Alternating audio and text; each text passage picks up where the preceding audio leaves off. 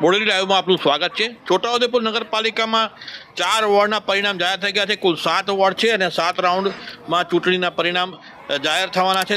4 વોર્ડના પરિણામની અંદર કોંગ્રેસના 1 ઉમેદવાર વિજયી થયા છે, ભાજપના 6 ઉમેદવાર, બહુજન સમાજ પાર્ટી હાથીના 2 ઉમેદવાર વિજયી થયા છે, અપક્ષ 3 અને સૌથી વધુ ચોંકાવનારી ઝાકીર દળીની જે પાર્ટી છે સર્વ સમાજ પાર્ટી, એના 4 ઉમેદવારો વિજયી થયા છે અને જે સમીકરણ અત્યાર સુધી સામે આવી રહ્યા છે, લગભગ અડધાથી વધુ જે ડિરેક્ટરો છે, જે સભ્યો છે તે જાહેર થઈ ગયા છે નગરપાલિકાના।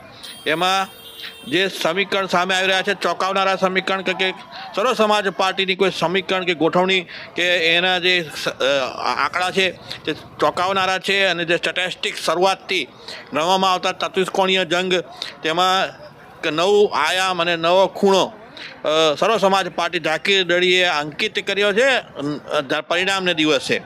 આપણે જોઈ શકીએ ઝાકીર દળી વિજયની ખુશાલીમાં લોકોની ચાહના મેળવતા અને સમર્થકો અને ટેકેદારોને ફ્લાઇંગ કિસ કરતાં પણ આપણે જોઈ શકીએ છીએ। આ છોટાઉદેપુરની ભૂમિ પર રિઝલ્ટ આવી રહ્યા છે ત્યારે એક પછી એક દ્રશ્ય નજરે પડી રહ્યા છે। ક્લીન સ્વીપ આપી છે એ પ્રકારનું તેઓએ એક પોતાના હાથથી જે દર્શાવ્યું તે પણ આપણે જોઈ શકીએ છીએ।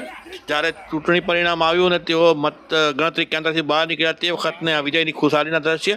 છોટાઉદેપુરમાં ઝાકીર દળી એક સમયે તેઓ નગરપાલિકાના જે બોર્ડ હતું એમાં એક ચડાયમાન ચક્ર હતા, તેઓ કાનૂની લડત પણ લઈ રહ્યા હતા અને જીત એટલે બહુ મોટી જીત છે અને ભાજપની જીત નક્કી જ હતી, પણ આજે રિઝલ્ટ આવ્યું એ પછી અમે વધારે જીત ખુશ છે।